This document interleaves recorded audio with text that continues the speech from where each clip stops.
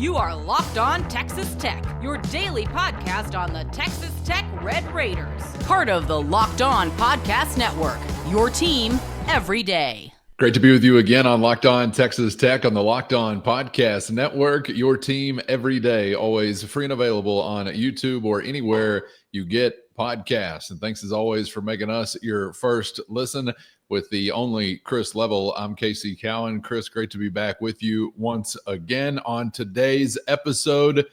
A notable day, a notable conversation. We turn the page from off-season to camp, which means the real deal, regular season just over the horizon. The Red Raiders soon to be back at it, sort of a practice eve, as I guess camp has technically been rung in with a local Texas Tech Media Day coming up, but then we'll be getting together on the other side of that to begin to organize a plan of attack, Chris. And I want to get to a couple of different things on today's episode regarding what we're going to see play out this fall. More adoration from the Summer of Adoration continues, including a list that suggests Texas Tech has more what than who?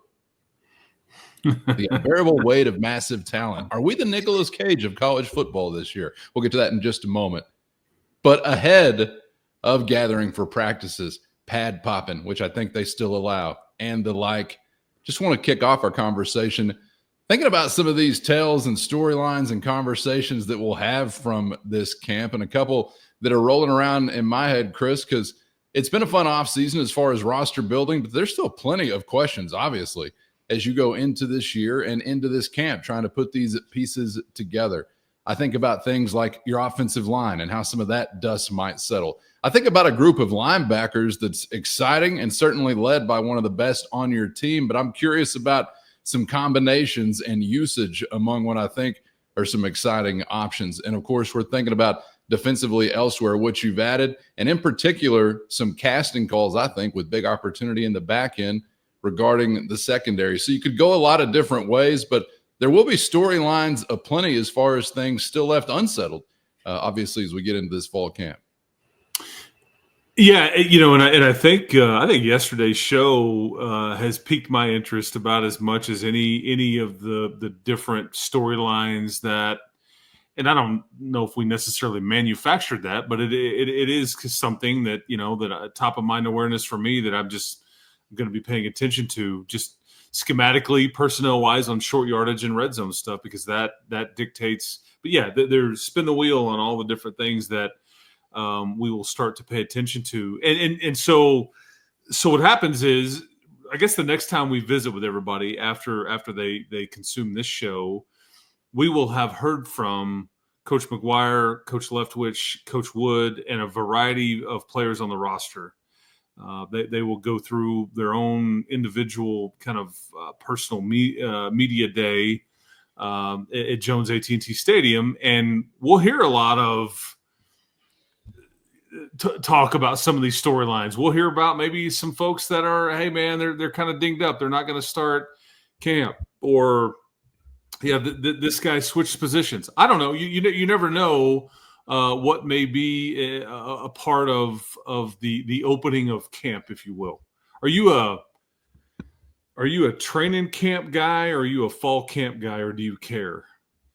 It matters the context, level of competition. Same difference between a professional baseball manager and a college baseball head coach. There is no difference, but we know there is a difference. That's why they have different labels, Chris. Fall camp for a college football experience, training camp for the National Football League. That's fair. Yeah, that's fair. Because it's the way it is. Because most of those NFL teams, they're not really camping. I mean, come on. But in the sense that they are set up elsewhere, away from home base, and kind of doing their thing on in the satellite campus, whether it's a small college dorm or whatever you've got going on. This is obviously just and we got to start somewhere. So you gotta. We will have these press conferences, have these immediate availabilities, then they will start practice, and then there'll be this acclimation period for a period of days to where they can't put on full pads and all these things, and that's much less of a big deal than it used to be, because there's not a whole lot in football these days, professional or college, whether it's spring training or fall camp or training camp or whatever you want to do with your baseball and football stuff and that you were mentioning. There's far less two-a-day hitting, taking to the ground, all these things. Everybody tries to operate smarter and is very cognizant of injuries, and now you're dealing with precious, expensive cargo. With some of these players and everything like that. But we'll get going here pretty quick. And one of the things that I think you were touching on, I don't know how much this is a storyline, but it is the data that keeps coming at us. And what I find interesting is that I've heard people mention, Joey's out there talking a lot. I would strongly disagree with that sentiment. Joey is very accessible. He's very transparent. And if you ask him to be on your podcast or radio show or whatever, he's out there and he will do it. And he's going to be in a good mood about it. He's likes that. He likes selling the vision of his program and all that. But I think some have taken that and twisted a bit. But some of the things that have come out, Cowan, have not had anything to do with Texas Tech, pumping themselves up or tooting their own horn or whatever. These are independent NFL draft grades and evaluations. And what came out yesterday was the East-West Shrine Bowl, which was 1,000 players, and they will eventually narrow this down. But 24 Red Raiders listed, and that was more than anybody else. That sounds good. This is a new thing I'm learning about this time around, because I guess it's good for the Red Raiders. But can you fill us in on how we should feel about this? These are pro prospects, or I saw all-star. Yeah, break it down for somebody that doesn't know anything about this and is glad that Tech is well represented on it. But what are they chopping this up about? Yeah, so what this is, the East-West Shrine Bowl is much like the Senior Bowl in that it's just another set of evaluations or another metric for judging players, okay? And passing the kind of the test on whatever anybody's looking for, because a lot of times the East-West Shrine Bowl or the Senior Bowl or the Combine, I mean, again, these are all pathways to professional football, and there's a lot more fringe guys, right, than there are no-brainers. But this is the in its infancy that they create a watch list. These are the players that we will be paying attention to, and it comes from a team of evaluators, and NFL folks are involved in all these things, right? Okay, so the point here that needs to be made is that, again, like we've said before, these are people placing grades, evaluations, and giving opinions, and that do this for a living. This is their professional livelihood. And they don't care what logo is on the side of anybody's helmet. They don't care whether you went to Wayland Baptist or Ohio State or wherever, or all parts in between. Their job is to get it right, okay? And you got to start somewhere with a big list. And I think that some people are like, man, Texas Tech, toot their own. No, these are third parties. These are independent of anybody. Again, they don't care what league you're in, what school you go to, where you live, where you went to high school, what you were ranked as a high school prospect. Doesn't matter to them. Their job is to grade folks as it relates to the NFL and be right. And so you have 24 players listed on this list, which was more than anybody in the country. And I think it caught some people off guard. I think it caught some people because there was some social media activity even over the weekend from some NFL scouts and folks that work on the draft year round. And they were like, Texas Tech has accumulated a lot of talent. And then you get this thing popped out on a Monday. And there's a couple of points I want to make about it, but I'll be quiet, Cowan, and let you retort or let you weigh in here. But I just go ahead. I think this is awesome, and it really just is something else that I'm filing away now after that explanation as something that is a little bit different than just some projections like what you might find from a magazine or website or whatever it might be. Because it seems like this off season has included a lot more professional NFL based, I guess, outlook. And the outlook is very, very positive, if I'm understanding this correctly. Say it louder for the people in the back. The outlook is positive. Yeah. This is the list or these kinds of lists. The various NFL draft evaluations and the Senior Bowl, East West Shrine Bowl. This is what you want to major in. Don't get caught up into preseason All Big 12, this coaching ranking, whatever, the magazine that you mentioned. I don't care what website it is. And you and I post on one in particular. Red Raider Sports is associated with an On3 network that posts a lot of these different things. If you are interested in Texas Tech, these are the lists that you want to major in. Okay, you can minor in that other stuff if you want, but this is what you major in because these are talent evaluators for a living. It's as unbiased as it gets. And the point that needs to be made here. First, today's episode brought to you by 5 Hour Energy, and it's time to fuel up and turn it up with 5 Hour Energy Transfusion, bringing the bold grape, ginger, and lime flavor of your favorite golf drink minus the alcohol into a quick, energizing shot. Let's be honest, some days on or off the course, you need a boost to stay sharp and energized. And the grape, ginger, lime flavor gives you the best parts of your go-to at the clubhouse or anywhere on the course without having to chase down the cart girl. If you go to 5hourenergy.com today, that's the number 5hourenergy.com. You can use our promo code LOCKEDONGOLF to receive 20% off your order. This offer only valid until September 30th on one order and cannot be used with other promotions. The code is not good on subscription orders, whether you're meeting up with friends or trying to survive. 18, turning into 36. Get the energizing boost you need to power through. Order transfusion flavored 5 Hour Energy shots today. 24 Red Raiders listed.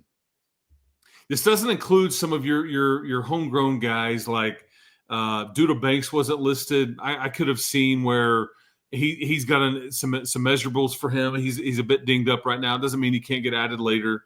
Mo Horn not listed, and I think keep in mind he's still slated to start. And you brought in all these big time corners and DBs, and he's still kind of holding them all off. Other than Bryce, Pollock, I think that's worth mentioning. I don't know if Brendan Jordan should feel slighted or anything. I will say before we get to some of the guys and the point that I wanted to make, like AJ McCarty wasn't on this list, and he's been on some of the NFL draft grade type stuff. I can tell you that he's a 21, 22 mile an hour guy. I think he's a playmaker, but the point that we made last time we kind of got into some of these conversations is if he's going to play star, I don't know if he's necessarily slated to start. All these things, though, are good for your program. And 6 of the 24, I think if I counted right, 6 of the 24 are your homegrown guys. Your Baron Mortons, your Sheridan Wilsons, Charles Esters, Coy Aiken, Ben Roberts, guys like that. 18 of the 24 are you've brought in either recently or a year or two ago. But the point that needs to be made, there's 24 guys listed here. That's more than a starting 22. Okay? Everybody, hey, man, got 17 of 22 starters left. No, you got 24 guys and then a handful that aren't listed that could be.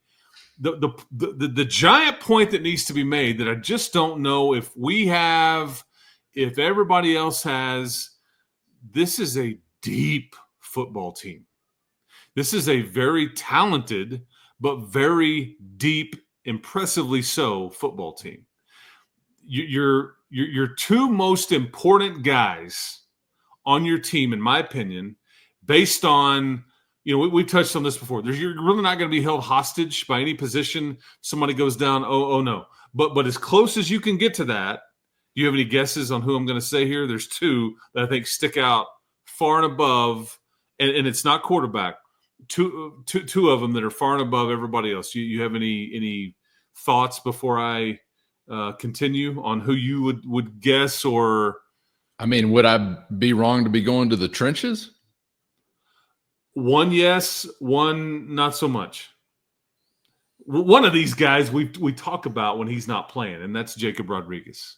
I do think you'd be okay. I just don't know if John Curry and Ben Roberts and without Jacob Rodriguez, if you just can be as good as you can be. I mean, again, but he is the Big 12 preseason defensive player of the year. And here I've just told you, pay attention to this list and not the all conference stuff. Well, he's on both of them. So, but I think, and then I would go to left tackle, Howard Sampson. Mm-hmm. Point being, though, that's really where it stops. You can handle a lot of chaos and other places.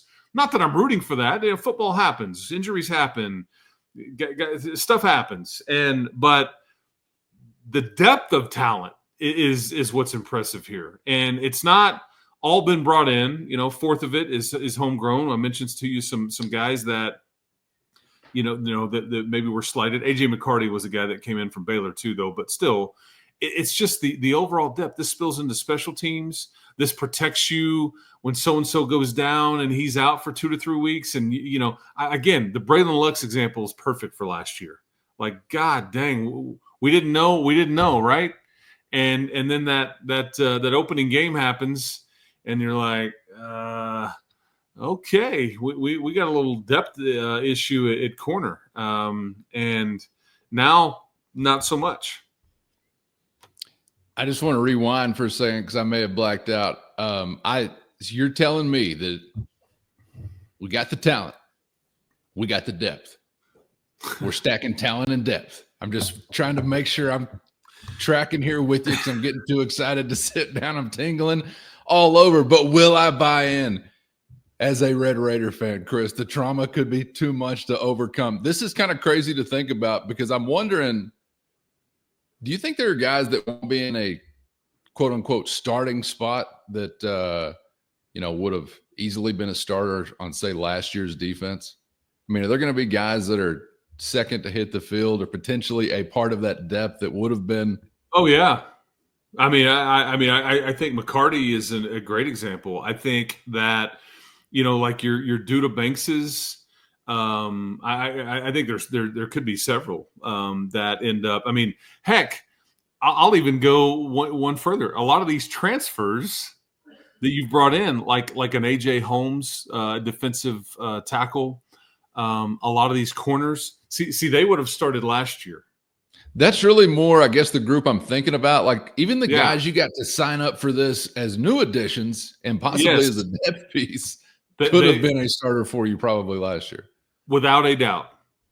I mean, there's just no question about it. And I sort of feel like that's kind of – and that's why I said dust is still left to settle off on the offensive line. That's got me really intrigued. But I sort of feel like that group is in a similar way as well. I feel like there's going to be a sixth-ish guy or a 5B guy that would be a starting guy in a lot of different spots, and maybe in Lubbock a year ago. And that's a good thing. That's the situation. It makes the competition in these coming weeks of camp interesting, competitive. Can't take your foot off the gas. I mean, this is what the NFL is like. Somebody will take your job, and we kind of established this a week or so ago when we were talking about it. Like I just, regardless of the money being paid out here, I don't think there's anybody's beholden to, golly, we just dumped so much money into this guy. I think we got to play him, even if he's not the best option, just to keep I don't think that exists here. But all of the extra competition, I think, plays into that. And who knows? Maybe somebody like AJ Holmes, who started for Houston last year on a top 25 defense, is like, Yeah, I know everybody loves Skylar Gill Howard and Lee Hunter, but I'm not taking a back seat. Like, what if he knocks one of those guys out? I mean, see, it's just Love it. yeah. I mean, in these corners, these guys all started at the Group of Five elsewhere and starred. And now they're going to come here and try to compete for a spot and maybe be a backup or spill over to special teams. This is good Red Raider news, is what this is. This is good Red Raider news. We hope that old iron sharpening iron process will bear out the results it has before for the good people of West Texas and beyond, all across Red Raider land, wherever. Vinny Scurry. Yeah. Vinny Scurry, another name. Yeah. I mean, you think about we've had this over. I don't know how many times I've responded to a YouTube comment or a text just talking about the context in general surrounding Vinny Scurry and that kind of mirroring within the offensive line, sort of what you have elsewhere on the team. And you hope that those guys do remain as impact guys. It would be great if they could. But, man, those rooms have become a lot more crowded and those competitions a lot stiffer. And I guess in a way, Chris, just circling back to where we began as far as some of these things that will be left to be settled during fall camp.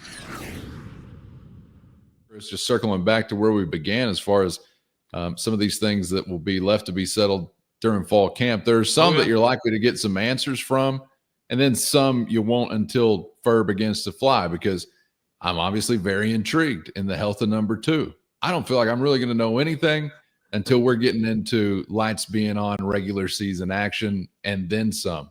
So I'm biding my time on that storyline. But the offensive line, I'm very curious, and that's what I led with, to see how this dust is settling, because there's going to be some backups that are probably of starting caliber in some different situations for Tech in previous years or elsewhere this year. And I kind of think, Chris, going into last year, we had some surprises play out there with the way your left tackle position kind of developed. So God only knows what this time around can bring, but that's one I immediately am focusing in on. Like Sheridan Wilson last year was kind of off the radar, and until he wasn't, and then you're like, man, I guess I need to just be listening to what these guys are saying, because but all of what you said. I think Quentin Joyner and running back is fascinating. I think Terrence Carter is an X factor, kind of a gadget matchup nightmare, move them all over the place type guy is fascinating, that I'm just not sure people are fully aware of to this point. And I mentioned Vinny Scurry, but there's no rules that says he can't pass somebody and then somebody else gets squeezed. Again, these are all positives for your football team. Like think about a guy like Roy Alexander that came in here and was starring at Incarnate Word and had over 1,000 yards last year, plenty of touchdowns to go with it.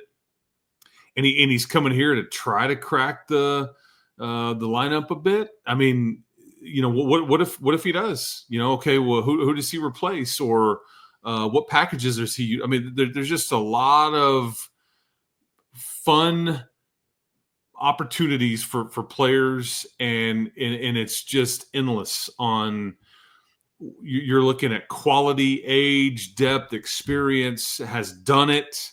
We can see it. They've got grades to go with it from the NFL folks and all these things. But again, not everybody gets out there at the same time. And injuries will unfortunately happen in the coming weeks and months that will alter and dictate our conversations. May scare you a little bit. Everything's not going to be just roses and hunky-dory. That's just not how the thing works. But you've tried to mitigate as much risk as you possibly can within the parameters of the rules, and with, I don't know, a bloated budget, if you will, not upset the apple cart internally. I mean, it's all a slippery slope. But man, we're about to get underway, man, and then we can start talking about what's actually happened on the field, and that means because you're not too far away. You're about a month away from the first game, man. I mean, so. We are getting awfully close. Yeah, no doubt. And it's got to be of some great relief, I would imagine, to those who are actually taking part, because the weight of this massive talent has been cussed and discussed ad nauseum. I have enjoyed as much of it as I possibly could, both as a consumer and creator of this type of content, Chris. I don't know that there's ever been a talking season I've been glad to see come to an end more than this one, because honestly, the adoration has piled up enough. And I think to a certain degree, if you're a player or coach, you've probably got to be just very excited about the chance to go live up to this stuff instead of just hearing and talking and discussing every which way or angle about it. And I know I feel that way as a fan. I'm just thinking more so as we get closer about, say, Bill Parcells and his anointing oil for a team that has achieved nothing yet. Might want to go ahead and put it away just in case there might be some adversity along the way, which there certainly will be. But I don't know. I mean, I can only imagine for those guys actually in those shoes, as you get into camp, you're thinking, man, finally a chance to live up to a lot of that. And I know a lot of people will view it as immense pressure that's piling up, and, oh, maybe that deters you from great success. But those aren't the type of guys, obviously, you're looking to be a part of your locker room. You're looking for the type of guys that are interpreting that pressure as a great challenge to meet some expectations. So I hope that's more so the direction. But, man, it's been a long off season, fun off season, because of all that there has been to cover. But I can only imagine those guys champing or chomping at that bit as much as anyone to actually get out there and do it. And that work sort of begins now. I am returning from, being in the lovely state of Wisconsin. I went to go see my daughter, who's been up there working all summer doing an internship. And I made my way up to Green Bay and checked out Lambeau Field. Just was nearby. I wanted to see it. And there was what you just said about talking season, and then this kind of being been a fun time and all that. There was a quote by Vince Lombardi that said something like, blueprints or dreams are just blueprints for generations to come. And if we've laid out, we've dreamed, right? And we've laid out, kind of what we hope to see happen and all that. So hopefully we've laid out, our blueprint for next summer and many, many summers to come on all the fun talking season and all the things. And hopefully this program is about to make a turn.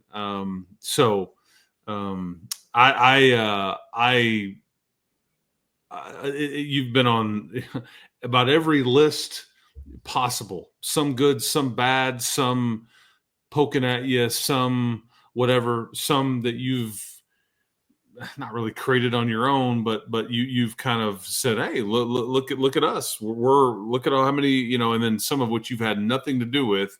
And yet it's part of the polarizing, I think, existence that you now operate in. But yeah, hopefully we have another off season like this again next year, because this is, more the norm. I can only hope. Yeah, no question about that. Maybe with some proof of performance, say rolling through the fall with a sparkling, shiny, big time, fun time, good time kind of record. Just kind of keep this train rolling into off season after off season after off. That's what trains are meant to do, Cowan. That's correct. Move forward. Exactly. Yes. Keep rolling. We want more coal. We need that coal. We've got a pump jack on the sideline. Can we get a locomotive possibly in 2025? You go out there, you maybe win a Big 12 title. I think somebody's willing to come up with that locomotive 2026. So maybe that's part of the carrot that's dangling out there for us all, because it's going to take all of us, Chris. No doubt about that.